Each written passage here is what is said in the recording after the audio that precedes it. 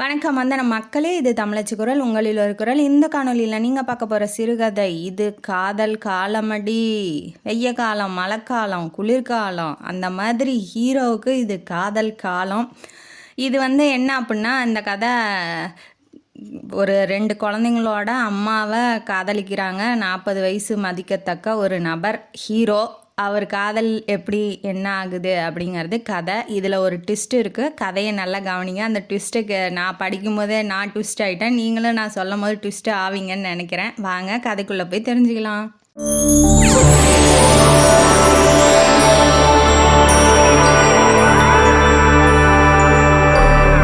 இந்த கதையோட ஆரம்பத்தில் ஒரு பொண்ணு பரபரப்பாக ஃபேஸ்புக்கு திறந்து என்னென்ன மெசேஜ்லாம் வந்துட்டுருக்கு அப்படின்னு சொல்லி பார்த்துட்ருக்கா. வெளியில் நல்ல மழை பெஞ்சு ஓஞ்சிருக்கு. ஒரு கப் காஃபி போட்டுக்கிட்டு உக்காந்துட்ருக்கா. ஃப்ரெண்டு மெசேஜ் அனுப்பியிருக்கா, இந்த மாதிரி வேலண்டைன்ஸ் டேவை இங்கே கொண்டாடிட்டுருக்கேன் அப்படின்னு சொல்லிட்டு ஒரு பிக்சர் போட்டு கீழெல்லாம் அந்த மெசேஜெல்லாம் எழுதுவாங்க இல்லையா, அந்த மாதிரி எழுதி போட்டிருக்கா. அந்த மெசேஜுக்குள்ளே போய் பார்க்கும்போது ஒருத்தர் கிட்டார் வாசிச்சுட்டு இருக்காப்புல. ரொம்ப ஹேண்ட்ஸமாக இருக்கார், சூப்பராக இருக்கார். பார்த்தோன்னா இவளுக்கு லவ் ஆயிடுச்சு. ஐயோ என்ன இவன் இப்படி இருக்கான், சூப்பராக இருக்கானே, சரி இவன் யாராக இருப்பான் அப்படின்னு சொல்லி யோசிக்கிறா. அதுக்கப்புறம் தான் ஞாபகம் வருது, அந்த கஃபேயோட பேரை போட்டு அடிக்கிறா ஃபேஸ்புக்கில். இப்போ தான் எல்லாமே தெரிஞ்சிருச்சு இல்லையா, அந்த எங்கே இருக்காங்கன்னு தெரிஞ்சால் போதும். ஏன்னா அவன் அந்த கஃபேயோட ஓனர் அப்படின்னு சொல்லி போட்டிருப்பாங்க. அதனால் அந்த நேம் போட்டு ஃபேஸ்புக்கில் அடித்தோன்னே அவன் டீட்டெயில்ஸு, ஜாதகம் கொண்டு எல்லாம் வந்துடுது. என்ன அப்படின்னா, இவன் 40 வயசு மதிக்கத்தக்க நபர் அப்படின்னு சொன்னோன்னே, ஐயோ இது என்ன அங்கிளா, ஐயோ அங்கிள் மேலே நம்ம லவ் பண்ணோம் அப்படின்னு சொல்லிட்டு இவளுக்கே டவுட் ஆயிடுச்சு.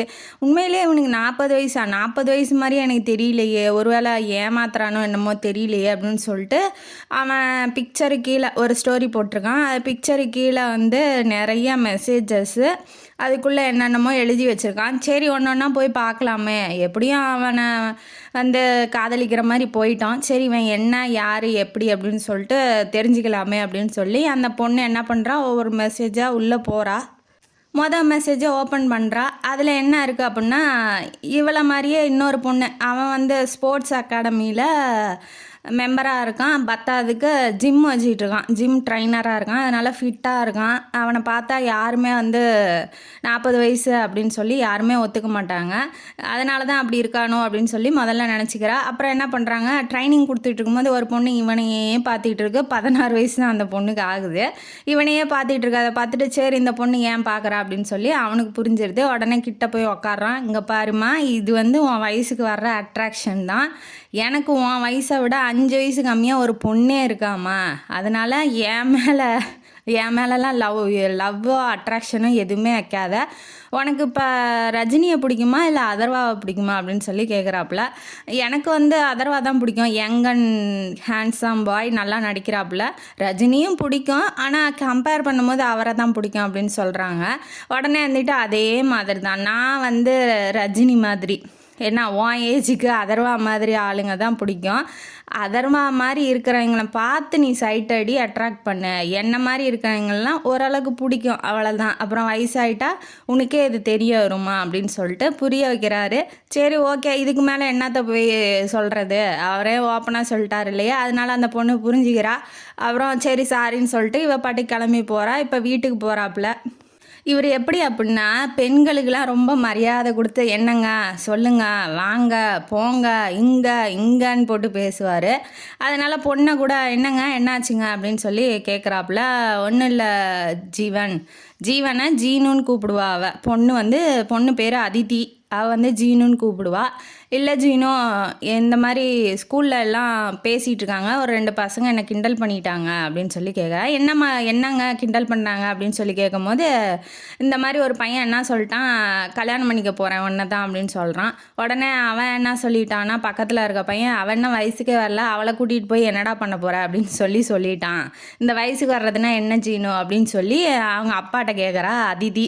இவன் பிஞ்சிலே பழுத்ததெல்லாம் அவன் ஸ்கூலில் தான் இருக்க மாட்டேங்குது அப்படின்னு மனசில் நினச்சிக்கிட்டு அவர் என்ன சொல்கிறாருன்னா, அதெல்லாம் ஏஜ் வரும்போது தெரிஞ்சுக்குமா, இப்போ என் ஏஜுக்கு தகுந்த மாதிரி நான் இருக்கேன் இல்லையா, கை கால்லாம் பெருசாக இருக்குது, அந்த மாதிரி நீயும் பெருசானா உனக்கு வந்து உடல்நிலையில் வர்ற மாற்றம் தான் அதுவும் அப்படின்னு சொல்லி ஓரளவுக்கு சமாளிக்கிறாரு. அப்புறம் தூங்க வச்சிடுறாரு, சாப்பிட வச்சு தூங்க வச்சிடுறாரு. மறுநாள் வந்து ஸ்கூலில் விட்டுட்டு காரில் வந்துட்டு இருக்காப்புல. அப்போ வந்து ரோட்டில் ஒரு பையன் ஆக்சிடெண்ட் ஆகி மயக்கம் போட்டு விழுகிற மாதிரி ஆயிடுச்சு. இவர் உடனே காரை ஸ்டாப் பண்ணிட்டு வேகமாக ஓடுறாரு. பையனை தூக்குறாரு. தூக்கிட்டு பக்கத்தில் இருக்க அந்த அம்மா, பையனோட அம்மா வந்து மொரன்னு முறைக்கிறாரு. என்னான்னு தெரியல. என்னாச்சுடா ஆதின்னு சொல்லி எழுப்பி விட்றாரு. அவன் எந்திரிக்கவே இல்லை ஃபீவராக இருக்கான், ஃபீவராக இருந்துச்சு 1 வீக்காக, இன்னைக்கு கொஞ்சம் நல்லா இருக்கான்னு அனுப்பிச்சி விட்டேன், அதுவும் இல்லாமல் அதிகமாக சாப்பிடல இல்லையா, அதனால் வீக் ஆகிருக்கானோ என்னமோ தெரியல அப்படின்னு சொல்லிட்டு ஹாஸ்பிட்டல் போகணும் அப்படின்னு சொல்கிறான். உடனே வந்து டாக்ஸி பிடிச்சிட்டு அவள் வரா.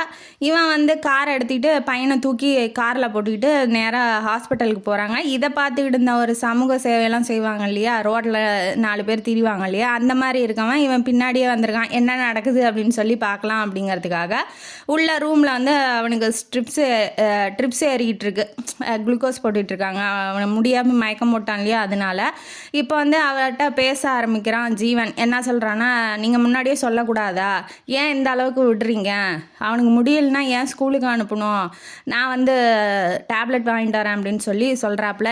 என்கிட்டயே காசு இருக்குது, எனக்கு வாங்கிக்க தெரியும், நீங்கள் கொடுக்குறீங்களா அப்படின்னு சொல்லி பில்லை வாங்குறா.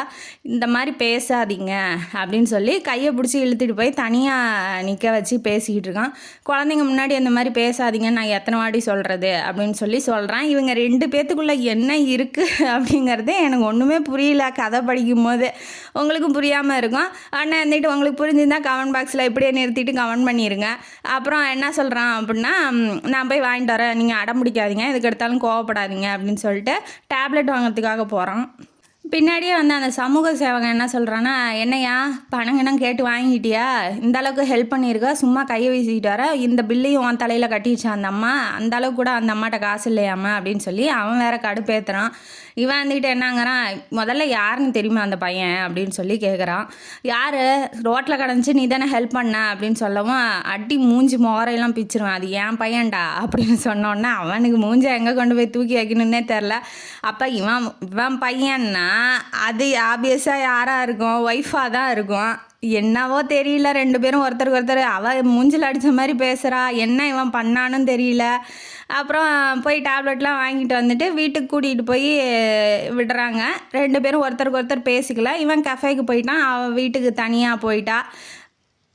மறுநாள் ஆதியோட அம்மாட்ட வந்து ஃபோன் வருது, இந்த மாதிரி எங்கள் ஸ்கூலுக்கு பேரண்ட்ஸ் மீட்டிங்க்கு கூப்பிட்ருக்காங்க, எனக்கு ஸ்கூலில் வேலை இருக்குது, இவள் ட்ராயிங் நல்லா பண்ணுவா அப்படிங்கிறதுனால ட்ராயிங் டீச்சராக இருக்கா, எனக்கு ஸ்கூலில் வேலை இருக்குது, நீங்கள் கூட்டிகிட்டு போகிறீங்களா அப்படின்னு சொல்லி கேட்குறா. ஸோ சரி ரோகிணி, அவள் பேர் ரோகிணி, சரி ஓகேங்க சொல்லு, நான் கூட்டிகிட்டு போகிறேங்க, ஏன் நீங்களும் வரக்கூடாதா அப்படின்னு சொல்லி கேட்குறான் அவன் ஜீவன் கேட்குறான். அதுக்கு வந்து அவன் என்ன சொல்கிறா, அதான் வேலை இருக்குன்னு சொல்லிட்டேனே, அதுக்கு மேலே என்ன ஃபோன் வைங்க அப்படின்னு. இவன் என்னன்னா முஞ்சில் அடித்த மாதிரியே பேசுகிறா. அதுக்கப்புறம் அவன் பிக்கப் பண்ணலான்னு வரும்போது அழுக ஆரம்பிச்சிட்றான் ஆதி. நீயும் வா ரோனி, நீயும் வான்னு சொல்லி ரொம்ப அடம் பிடிக்கிறான்.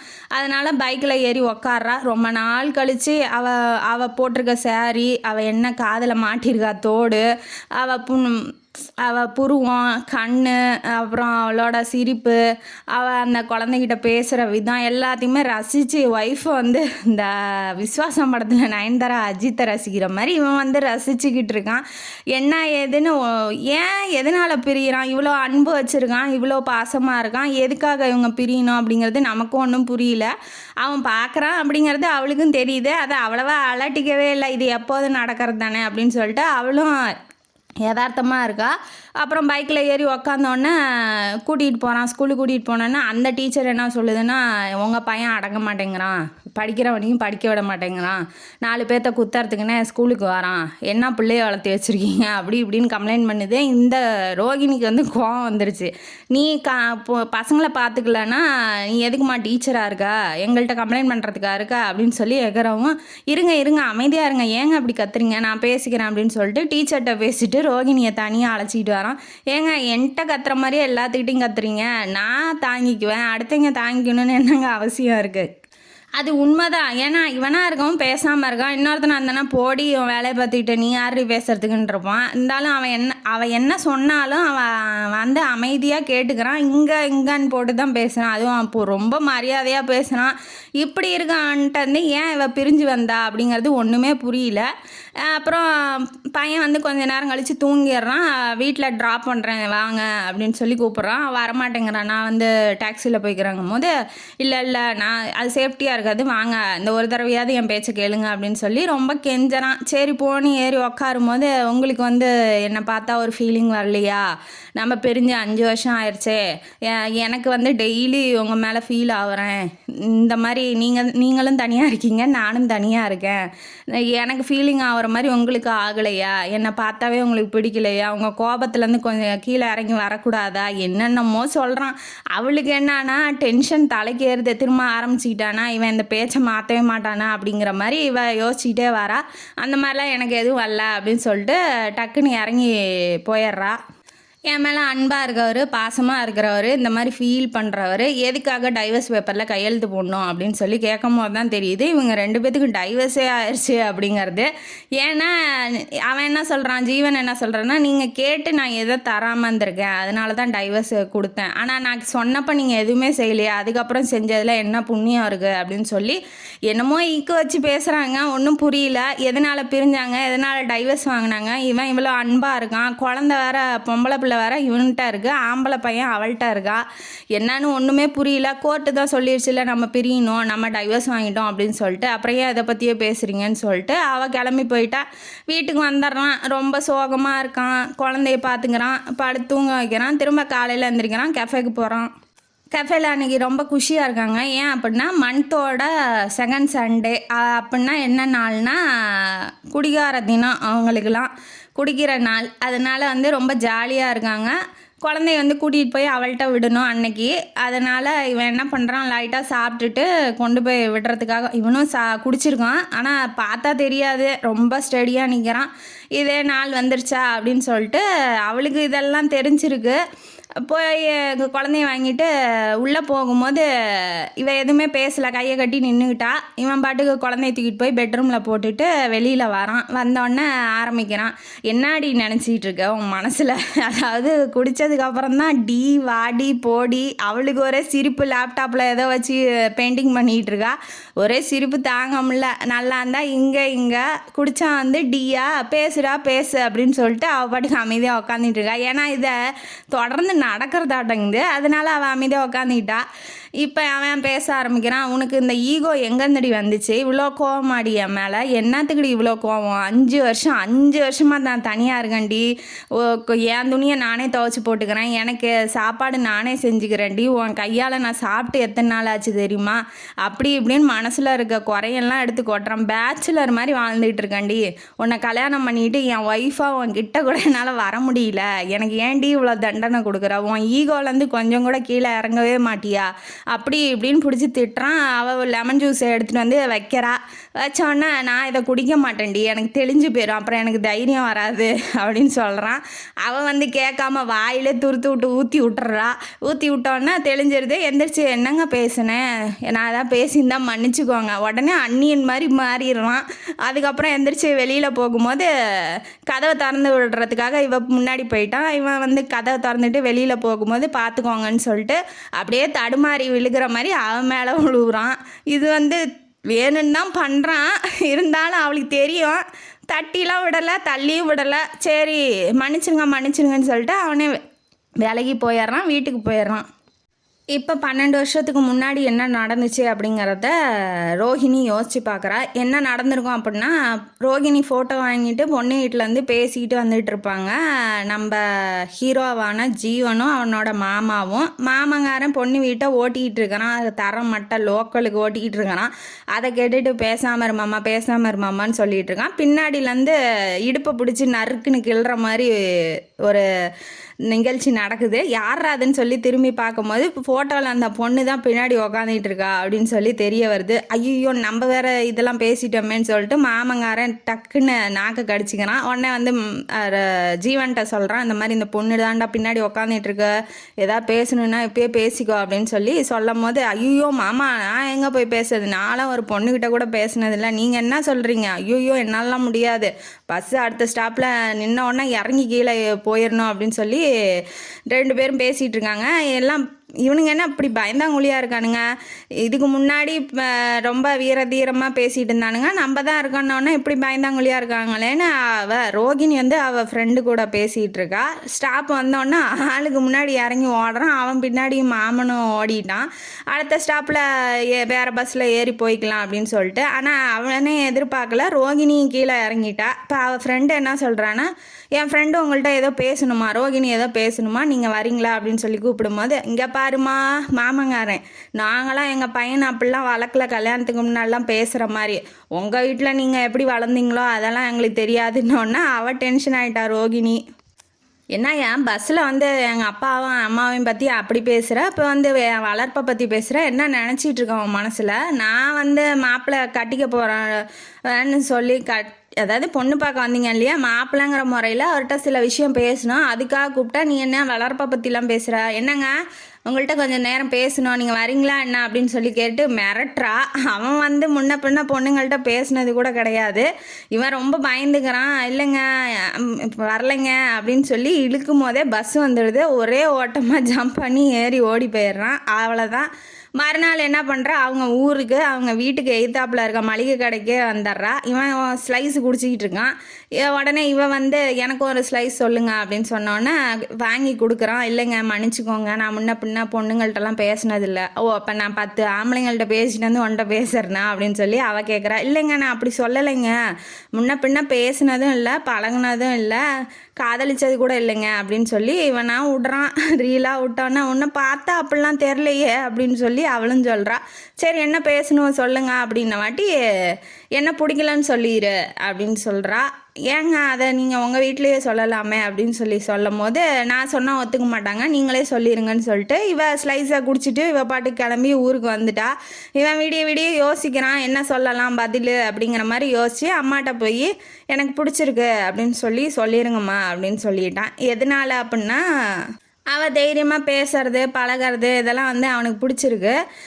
உடனே வந்து இவ ஊருக்கு வந்துட்டான், மாமாவை கூட்டிகிட்டு இவ ஊருக்கு வந்துட்டான். வந்தோடனே இவள்கிட்ட பேசணும் அப்படிங்கிறதுனால மாமாவை கழட்டி விட்டுட்டான். இப்போ கோயிலுக்கு வந்திருக்கா ரோஹிணி, அவள்கிட்ட நிற்க வச்சு பேசிகிட்டு இருக்கான். எதனால் பிடிக்கலன்னு சொல்கிறீங்க, காரணம் சொல்லுங்கள் அப்படிங்கும்போது, இந்த போலீஸ்காரங்களே எனக்கு பிடிக்காது, எங்கள் அண்ணிக்கும் இதே மாதிரி தான் ஆச்சு, அதாவது சொந்தத்தில் ஒரு அண்ணி, சொந்த அண்ணிலாம் கிடையாது, சொந்தத்தில் இருக்கிறவங்க அவங்களுக்கும் வீட்டுக்காரர் இல்லை, 2 குழந்தைங்கள வச்சு கஷ்டப்படுறாங்க, இதனால் போலீஸ் வேலையும் வேணாம், போலீஸ்காரங்களே எனக்கு பிடிக்காது, நீங்கள் தான் போலீஸாக இருக்கீங்களாமே, அதனால் எனக்கு இந்த கல்யாணமே வேணாம் அப்படின்னு சொல்கிறா. இதை ஏங்க அப்படி சொல்கிறீங்க, உங்கள் அப்பா கூட தான் மிலிட்ரி ஆஃபீஸரு, ரிட்டையர் ஆகிட்டாரு, அவர்லாம் இன்ன வரைக்கும் உயிரோடு இல்லையா, நீங்கள் ஏன் பாசிட்டிவாக யோசிங்களேன் அப்படின்னு சொல்லி சமாதானப்படுத்தி எப்படியோ ஓரளவுக்கு 2 பேரும் கல்யாணம் பண்ணிக்கலாம் அப்படிங்கிற ஒரு திங்கிங்க்கு வராங்க. 2 மாதம் கழித்து கல்யாணமும் பண்ணிக்கிட்டு அப்புறம்தான் தெரியுது இவன் மிலிட்ரி ஆஃபீஸர் அப்படின்ட்டு. அதாவது இவன் போலீஸ்காரன்லாம் இல்லை, மிலிட்ரி ஆஃபீஸரு, அதுவும் ரொம்ப நல்லா படித்து ஹை கிரேடில் வந்து பாஸ் ஆகி அவன் வந்து மிலிட்ரியில் ஒரு கேட்டகிரி இருக்கும் இல்லையா, அந்த பாதுகாப்பு கொடுக்கறதுக்குன்னு, அந்த கேட்டகிரியிலே இவன் நல்லா ஹையர் ஆஃபீஸராக இருக்கான். இது வந்து அவளுக்கு கல்யாணத்துக்கு அப்புறம் தான் தெரியுது. ஏன் சொல்லலை அப்படின்னு சொல்லி கேட்குறா. அதே ராமாயணத்தை பாடுறா, ஏன் இதை முன்னாடியே சொல்லியிருக்கணும் அப்படிங்கிறதுனால சொல்லியிருக்கணும் அப்படின்னு சொல்கிறா. அவனும் வந்து சொன்னால் நீங்கள் ஒத்துக்க மாட்டீங்களோ பயந்துட்டேன், எனக்கு ரொம்ப பிடிச்சிருக்கவங்கள, அதனால தான் நான் கல்யாணம் பண்ணிக்கிட்டேன் அப்படின்னு சொல்கிறான். தான் இருக்காங்க. அதிதி பிறந்துட்டா. ஆதி வந்து பிறக்கிற ஸ்டேஜில் இவனுக்கு என்ன பண்ணியிருப்பாங்க, சத்தீஸ்கரில் போட்டிருப்பாங்க, அங்கே தேர்தல் நடக்கிறதுங்கிறதுனால தீவிரவாதிகள் அதிகமாக இருக்காங்க, அங்கே போய் பாருங்கன்னு சொல்லி போட்டிருப்பாங்க. அங்கே வேலையை அங்கே போஸ்ட் வந்து அங்கே போட்டிருப்பாங்க. அதனால் இவன் என்ன பண்ணியிருக்கான்னா போயிருக்கான். அந்நேரம் பார்த்து தீவிரவாதிகள் அட்டாக் பண்ணவும் இவனுக்கு ஃபுல்லாக உடம்பெல்லாம் காயம், ரொம்ப முடியாமல் கிடக்குது. இந்த நியூஸ் வந்து இவளுக்கு வந்துடுது. இவ வந்து ஆல்ரெடி பயந்தவ. இவ ரொம்ப பயப்பட ஆரம்பிக்கிறா. ஏதாவது ஆயிருக்குமோ, என்ன ஆயிருக்குமோ, இவரை நம்பி தானே இப்படி இருக்கோம், இவரே இப்படி போய் அடி வாங்கிட்டு வந்திருக்காரு, இவன் இன்னொருத்தனை தவிர மற்ற எல்லாருமே செத்துட்டாங்க, இவனும் ரொம்ப அடி வாங்கி பரவாயில்ல குழந்தைய பார்க்கணும் அப்படிங்கிறதுக்காக கொஞ்சம் உடம்பு நல்லான உடனே கிளம்பி ஊருக்கு வந்துடுறான். குழந்தைய எடுத்துகிட்டு வா நான் பார்க்கணுன்னு சொல்லும்போது, முதல்ல நீங்கள் சரியாகுங்க, நீங்கள் உடம்ப பாருங்கள், அதுக்கப்புறம் குழந்தைய தூக்கிட்டு வரேன் அப்படின்னு சொல்லி அவள் சொல்கிறா. எல்லாருமே நல்லபடியாக பார்த்துக்கிறா. அவளை ஹக் பண்ணி, பயப்படாத, நான் இருக்கேன், நான் எங்கேயும் போக மாட்டேன், நான் சத்தரலாம் மாட்டேன், நீ கவலைப்படாத அப்படின்னு சொல்லி ஆறுதல் சொல்கிறான். அவனுக்கே முடியல, இருந்தாலும் ஆறுதல் வந்து ஒய்ஃபுக்கு சொல்கிறான். ஏன்னா ஒய்ஃபு பிரிஞ்சு போயிடக்கூடாது இல்லையா, அதனால். இவன் நல்லா ஆனவுடனே என்ன பண்ணிட்டா, குழந்தையெல்லாம் தூக்கிட்டு அவங்க அம்மா வீட்டுக்கு போயிட்டா. இந்த விஷயம் அவனுக்கு தெரியல. எங்கம்மான்னு கேட்கும்போது அவன் அவங்க அம்மா வீட்டுக்கு போயிட்டாடா அப்படின்னு சொல்கிறாங்க அவங்க அம்மா. உடனே அவங்க அம்மா வீட்டுக்கு போயிட்டு, ஏன் இங்கே வந்தீங்க அப்படிங்கும்போது, மேக்ஸிமம் நான் இங்கே தானே இருப்பேன், இவன் என் ஊரில் இல்லை அப்படின்னா அவங்க அம்மா வீட்டுக்கு வந்துடுவா, இப்போ இருக்கும்போதே ஏன் வந்தீங்கன்னு சொல்லி கேட்கும்போது, நீங்கள் ஒரு முடிவு பண்ணணும், என்ன அப்படின்னு சொல்லி கேட்கும்போது, நீங்கள் அந்த வேலையை விடணும், நீங்கள் எங்களை மட்டும் பார்த்துக்கணும், ஏன்னா இனிமேட்டு நீங்கள் உயிரோட வருவீங்களா அப்படிங்கிறது எனக்கு தெரியாது இல்லையா, டவுட்டோடையே நான் வாழ்நாள் ஃபுல்லாக வாழ முடியாது, நீங்கள் ஒன்று வேலையை விடுங்க, இல்லை என்னையும் விட்டுருங்க, என்னையும் என் குழந்தைங்களையும் விட்டுருங்க அப்படிங்கிற மாதிரி இவ சொல்கிறா. இல்லை எனக்கு புரியல, நீங்கள் என் வேலையை ஏன் விட சொல்கிறீங்க, பாசிட்டிவாக யோசிங்க அப்படின்னு சொல்லி அவன் எவ்வளோ சொல்லி பார்க்குறான். ஆனால் அவள் அடமெண்ட்டாக இருக்கா. ஒன்று வேலையை விடு, இல்லை பொண்டாட்டி பிள்ளைங்க வேணும்னு இங்கே இரு அப்படின்னு சொல்லி சொல்கிறா. அவன் கேட்க மாட்டேங்கிறான். சரி அப்போ உங்கள் விருப்பம் அப்படின்னு சொல்லிட்டு, நானும் வர முடியாது வாழ முடியாதுன்னு சொல்லிட்டா. சரி கொஞ்சம் ஆற போடுவோம், சூடாக போய் எந்த சண்டையும் போட வேணான்னு சொல்லிட்டு திரும்ப வீட்டுக்கு வந்துடுறான். இவன் என்ன பண்ணுறான், அவங்க அம்மா வீட்டிலேருந்து அவங்க அம்மா அப்பாக்கெல்லாம் அதிர்ச்சி, என்ன இவ இப்படி சொல்கிறான், மாப்பிள்ளை எவ்வளோ தங்கமானவர், இவர்கிட்ட போய் இப்படி பேசுகிறாள் அப்படின்னு சொல்லிட்டு அவங்க அம்மா அப்பாவும் திட்டுறாங்க ரோகிணியை. மறுநாள் என்ன பண்ணுறா, குழந்தைங்களாம் தூக்கிட்டு எங்கே போனானே தெரில. ஒரு மாதம் தொலாவி கண்டுபிடிச்சிட்றான். அவள் எங்கே இருக்கான்னா ஒரு ஸ்கூலில் வந்து வேலை பார்த்துக்கிட்டு இருக்கா, டிராயிங் டீச்சராக இப்போ இருக்கா இல்லையா, அங்கேயே தான். இவன் போகிறான். நேராக போயிட்டு, என்ன நினச்சிட்டு இருக்கீங்க அவங்க மனசில், என்கிட்ட சொல்லாமல் ஏன் இங்கெல்லாம் வரீங்க அப்படின்னு சொல்லி கேட்குறான். நீங்கள் தான் ஒத்துக்க மாட்டேன்ட்டிங்கல்ல, என்கிட்ட வாழ முடியாதுன்ட்டிங்க, என் வாழ்க்கையை நான் வாழணும் இல்லையா அப்படின்னு சொல்லி கேட்குறா. உடனே அவன் என்ன சொல்கிறான், என் வேலை எனக்கு ரொம்ப முக்கியம், அதை விட சொல்லாதீங்க, அப்போ நாங்கள் முக்கியம் இல்லையா அப்படின்னு சொல்லி கேட்குறா. அவள் அழுததே இல்லை, ரொம்ப அழுகிறா. நீங்கள் வேலைக்கு போயிட்டு உயிரோட வருவீங்களா இல்லையான்னு என்னால் கேரண்டியாக சொல்ல முடியலங்கும் போது, நான் குழந்தைங்கள வச்சுட்டு எப்படி நான் இருக்க முடியும், அதுவும் இல்லாமல் நீங்கள் இல்லைன்னா எனக்கு எதுக்கு வாழ்க்கை, எனக்கு வாழ்க்கையே இல்லை, நானும் செத்து போயிடுவேன், அப்புறம் எதுக்கு நம்ம ஒன்றா சேர்ந்து வாழ்ந்துக்கிட்டு அப்படின்னு சொல்லி, இல்லாமலே நான் வாழ்ந்துக்கிறேன் இருக்கும் போதே அப்படின்னு சொல்லி அவள் சொல்கிறா. ரொம்ப அழுகிறா. அதை பார்த்துட்டு அவனுக்கு ரொம்ப, அழுததே இல்லை இப்படி அழுகிறாளே, ஏன்னா அவள் ரொம்ப தைரியசாலி, அழுததே இல்லைங்கும் போது அவன் பார்த்தோன்னா ரொம்ப சேட் ஆயிடுறான். டைவர்ஸ் பேப்பர் வேறு அங்கே டேபிள் மேலே இருக்குது. கையெழுத்து போட்டு நீங்கள் போங்க, உங்கள் வேலைக்கு போங்க, எங்கே வேணாலும் போங்க, நான் எதுவும் கேட்க மாட்டேன்னு சொல்லிட்டா. அதனால் அவன் கையெழுத்து போட்டு வந்துட்டான். பெண் குழந்தையாவது நம்மள்ட்ட இருக்கட்டும் அப்படிங்கிற மாதிரி அவங்க அம்மா வந்து தூண்டி விட்டுருப்பாங்க. அதனால் இவன் பெண் குழந்தைய மட்டும் வாங்கிட்டு இவன் வேலை செய்கிற இடத்துக்கான சத்தீஸ்கருக்கே போயிடுறான். அவங்க அம்மாவை கூட்டிக்கிட்டும் குழந்தைய கூட்டிக்கிட்டோம். குழந்தை வந்து என்ன பண்ணுவா, ரொம்ப அம்மா ஏக்கம் எடுத்துக்கிச்சு. அம்மா வந்து அம்மாட்ட போகணுங்கிறத அப்பாட்ட சொல்ல முடியல, ஏன்னா சொன்னால் கோச்சுக்காரோ அப்படின்னு சொல்லி நினைக்கிறா. அதே மாதிரியே மனசுக்குள்ளேயே வச்சுட்டு அவளுக்கு ஜுரம் ஃபீவர்லாம் அதிகமாக ஆயிடுச்சு. அவரால் அந்த வேலையும் பார்த்துக்கிட்டு குழந்தையும் பார்த்துக்க முடியல, அவங்க அம்மாவாலையும் பார்த்துக்க முடியல. அதுக்கப்புறம் யோசிக்கிறாரு, குழந்தைய நம்மளால் விட முடியாது, குழந்தைக்கு ஏதாவது ஒன்று ஆயிடுச்சுன்னா நம்ம என்ன பண்ணுவோம், நமக்கு வேலையை விட நம்ம குழந்தை தான் முக்கியம்னு சொல்லிட்டு வேலையை ரிசைன் பண்ணிட்டு வந்துடுறாரு. ஒய்ஃப்ட்ட வந்து சேரலாம், வேலையை ரிசைன் பண்ணிட்டேன் அப்படிங்க சொல்லும் போது அவள் ஒத்துக்க மாட்டேங்கிறா. நான் வாழ முடியாது, எனக்கு தான் டைவர்ஸ் கொடுத்துட்டீங்கல்ல, அதோட சரி அப்படின்னு சொல்லிட்டா. ஏன் அப்படின்னா, நம்ம சொல்லும் போது கொடுக்கல, குழந்தைக்காக கொடுக்குறாரு, அப்போ நம்ம மேலே அன்பே இல்லை அப்படிங்கிற மாதிரி ஒரு ஈகோ வந்து அங்கே போட்டி போடுது. அதனால் அவன் மனசு இன்னும் கீழே இறங்கலை. 5 வருஷமாக பிரிஞ்சே தான் வாழ்கிறாங்க. என்னங்க போங்க வாங்கன்னு சொல்லி பேசிக்கிட்டு, இதுதான் வந்து இவங்க 2 பேர்த்தோட கதை. இவளும் எவ்வளோ நாள் தான் அவள்கிட்ட பிரிஞ்சு பேசிகிட்டு இருப்பா. இன்றைக்கி மாறும், நாளைக்கு மாறும், இன்றைக்கி வந்து சேர்ந்துருவா, நாளைக்கு வந்து சேர்ந்துருவா அப்படின்னு சொல்லி ரொம்ப ஏக்கப்படுறான். ஆனால் அவள் ஈகோ விட்டு கீழே இறங்கி வர்ற மாதிரி தெரியல. ஃபோன் பண்ணுறான். இந்த கதையெல்லாம் மனசில் யோசிச்சுட்டு இருக்காங்க 2 பேரும். ஃபோன் பண்ணுறான். ஃபோன் பண்ணோன்னே என்ன பண்ணுறான் ஆதின்னு சொல்லி கேட்குறான். கேட்டோன்னே அவன் வந்து ஸ்கூலுக்கு போயிட்டான். ஏன் என்ன விஷயம் அப்படின்னு சொல்லி கேட்குறா. இந்த மாதிரி எனக்கு பிபி சுகர் எல்லாமே வந்துடும் மாட்டேங்குது சீக்கிரமாக, நான் போய் சேர்ந்துருவேன் மாட்டேங்குது அப்படின்னு சொல்லவும், ஏன் அப்படி சொல்கிறீங்க என்ன வாட்டி. ஆமாம், மென்டல் ஸ்ட்ரெஸ் இல்லாமல் இருங்கன்னு சொல்கிறாரு டாக்டரு. எனக்கு தான் பெரிய ஸ்ட்ரெஸ்ஸாக நீயே இருக்கியே, வந்து சேர்ந்து வாழ்கிறதுக்கு உனக்கு என்ன, ஈகோ எதனால தடுக்குது, கொஞ்சம் யோசிச்சு பாரு, பிள்ளைங்களுக்காகாது வா அப்படின்னு சொல்லி ரொம்ப கெஞ்சறான். சரி என்ன பண்ணுறது அப்படின்னு அவளுக்கும் மனசு கொஞ்சம் இறங்குது. சரி நான் பார்க்குறேன் அப்படின்னு சொல்லி சொல்கிறா. அப்போலேருந்து கொஞ்சம் கொஞ்சமாக பேச ஆரம்பிக்கிறா, சிரிக்கிறா. அவன் பார்த்தா சிரிக்கிறா, கொஞ்சம் பழக ஆரம்பிக்கிறா. அவனோட அந்த லவ்வர்ஸ்லாம் வருவாங்க இல்லையா, கொஞ்சம் கொஞ்சமாக பேசி பழகுவாங்களே, அந்த மாதிரி ஒய்ஃபுக்கிட்டேயே அவன் இந்த அளவுக்கு போராட வேண்டியதாக இருக்கு.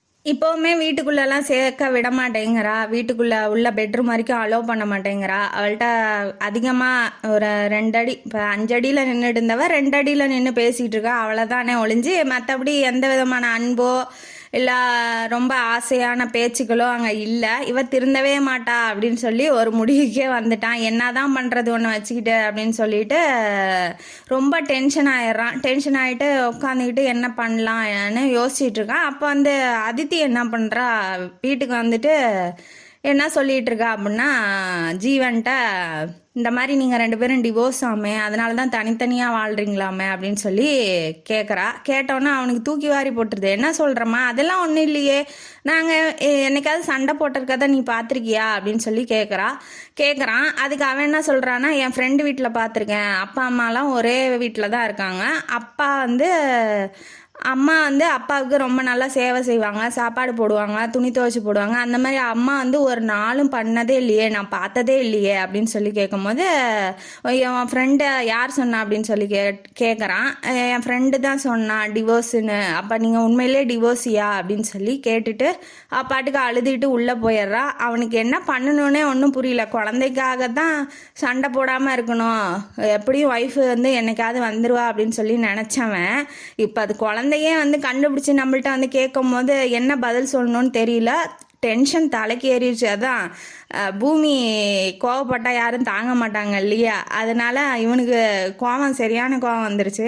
நேராக போகிறான். ரோகிணிகிட்ட போய் கதவை தட்டுன்னு தட்டுறான். திறந்தோடனே உள்ளே போயிட்டு கதவை சாத்துறான். என்னடி நினச்சிட்டு இருக்கா நீ, இன்னமேட்டில் நீ ஒன்னெல்லாம் இங்கெல்லாம் வச்சிட்டு இருக்க முடியாது, நீ வருவ மயிலே இறகு போடுனா நீலாம் போட மாட்டா, அதை பிடிங்கி தான் எடுக்கணும், அதனால நீ வரியோ வரலையோ வாழ்றியோ எனக்கு தேவையில்லை, என் பிள்ளைங்களுக்கு அம்மாவாவது நீ ஒரே வீட்டில் இருந்தான் ஆகணும் அப்படின்னு அவன் சொல்கிறான். வந்து என்ன கேள்வி கேட்குறா தெரியும், என் பொண்ணுக்காக தாண்டி, என் பொண்ணு நல்லா இருக்கணும்னு தாண்டி நான் வேலையே ரிசைன் பண்ணிட்டு வந்தேன், இப்போ வந்து நம்ம 2 பேரும் டிவோர்ஸு தனித்தனியாக வாழ்கிறோம் அப்படின்னு சொல்லி தெரிஞ்சுட்டு வந்து என்கிட்ட கேட்குறாடி, நான் என்ன பதில் சொல்லிட்டோம் அப்படிங்கிற மாதிரி ரொம்ப டென்ஷன் ஆகி கத்துறான். அவள் துணியெல்லாம் பேக் பண்ணிட்டு இழுத்துட்டு போய் பைக்கில் உட்கார வச்சு கூட்டிகிட்டு போகிறான். அப்போ வந்து அவளுக்கு அழுதுகிட்டே வரா. சரி நம்ம பண்ணது தப்பு, நமக்கு ஏன் இவ்வளோ ஈகோ, ஹஸ்பண்ட் தானே, அவர் எந்த தப்பும் பண்ணல, வேலையை விட சொன்னால் வந்துட்டார் இல்லையா, இப்போ குழந்தைங்களும் என்ன ஏதுன்னு கேட்குற நிலைமைக்கு வந்துட்டாங்க, இனிமேட்டு தனியாக வாழ்ந்தால் அது நல்லா இருக்காது அப்படின்னு சொல்லி என்ன ப்ராக்டிக்கலோ அதை வந்து அவள் சிந்திக்க ஆரம்பிக்கிறா. இதுதான் கரெக்டு அப்படின்னு சொல்லி அவளும் நினைக்கிறா. அப்புறம் வீட்டில் கொண்டு போய் இறக்கி வர்றான். 2 பேரும் ஒரே வீட்டில் இருக்காங்க.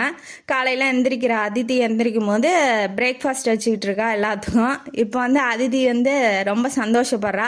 யார் உனக்கு சொன்னா, ஸ்கூலில் ஃப்ரெண்ட்ஸ் பேசுகிறதுலாம் வீட்டில் வந்து கேட்கக்கூடாதுன்னு நான் சொல்லியிருக்கேனா இல்லையா, அங்கே அம்மா தனியாக இருந்தது காரணம் தம்பியோட ஸ்கூலு வந்து கிட்ட இருக்கிறதுனால தான், எனக்கும் வேலைக்கு போகிறதுக்கு கிட்ட இருக்கிறதுனால தான் அந்த வீட்டில் இருந்தோம், இந்த மாதிரிலாம் போய் தேவையில்லாமல் அப்பாட்ட கேள்வி கேட்கவே கூடாது, ஸ்கூலில் யார் சொன்னாலும் அதை நம்பவும் கூடாது அப்படின்னு சொல்லி ஓரளவுக்கு சமாளித்து அந்த சுச்சுவேஷனை ஹேண்டில் பண்ணிட்டாங்க அப்பா அம்மா 2 பேரும். இந்த கதை அவங்களும், அதாவது ஜீவனும் ரோகிணியும் வாழ்க்கையில் ஒன்று சேர்ந்துருவாங்க கூடிய சீக்கிரமே. 2 பேருமே ஒருத்தருக்கு ஒருத்தர் புரிஞ்சுக்கிட்டாங்க, ஒருத்தருக்கு ஒருத்தர் அன்பாக தான் இருக்காங்க. ஏன்னா இத்தனை வருஷத்தில் அவளும் போய் வேறு கல்யாணம் பண்ணிக்கல, இவனும் வேறு பொண்ணை தேடிட்டு போய் அவனும் லவ்வோ கல்யாணமோ பண்ணிக்கல. அதுலேருந்தே தெரியும் உள்ளூரை 2 பேரும் எப்படி எந்த அளவுக்கு காதலிக்கிறாங்க அப்படிங்கிறது. இந்த கதையிலேருந்து நமக்கு என்ன தெரியுது, காதலுக்கு வயசுங்கிறதே கிடையாது, மனசில் ஒருத்தர் நினச்சிட்டா அவ்வளோதான், அந்த காதல் தான் கடைசி வரைக்கும் நிலைச்சி நிற்கும். அது இல்லாமல் பெற்றவங்களுக்கெல்லாம் எத்தனை சண்டை வந்தாலும் குழந்தைங்களுக்காக அட்ஜஸ்ட் பண்ணி போகிறது தான் கரெக்டு. ஏன்னா நம்ம வாழ்ந்து முடிச்சிட்டோம், குழந்தைங்க வாழ வேண்டியவங்க இல்லையா? அதனால் ரொம்ப கொடுமையெல்லாம் அனுபவிச்சுக்கிட்டு அப்படியே சாகிற அளவுக்கு இருக்கணும்னு சொல்ல வரல. பட் ஆனால் ஏதோ ஒரு பிரச்சனை வந்துருச்சுன்னா அது குழந்தைங்களுக்காக பேசி தீர்த்துக்கிட்டு கொஞ்சம் காம்ப்ரமைஸாக போடுறது நல்லது. காதல்ங்கிறது எப்போ வேணாலும் வரலாம். வாழ்க்கை ஃபுல்லாக கஷ்டப்பட்டு துன்பப்படவும் போகிறதில்ல, வாழ்க்கை ஃபுல்லாக சந்தோஷமாக காதலோடும் இருக்க போகிறதில்ல. அதனால் எந்த சுச்சுவேஷனும் கொஞ்சம் அனலைஸ் பண்ணி முடிவு எடுங்க அப்படிங்கிறது இந்த கதையோட கருத்து. இந்த கதையும் காணொலி உங்களுக்கு பிடிச்சிருந்தா லைக் பண்ணுங்கள், ஷேர் பண்ணுங்கள், சப்ஸ்கிரைப் பண்ணுங்கள், கமெண்ட் பாக்ஸில் ஏதாவது எழுதுங்க. நல்லா சொல்கிறீங்க, இல்லை இப்படி சொல்லுங்க அப்படி சொல்லுங்கன்னு சொல்லுங்கள், ஏதாவது ஃபீட்பேக் கொடுங்க. அப்போ தான் என்னால் நான் சொல்கிறது கதை நல்லா இருக்கா இல்லையான்னு எனக்கு தெரியும். நன்றி மக்களே.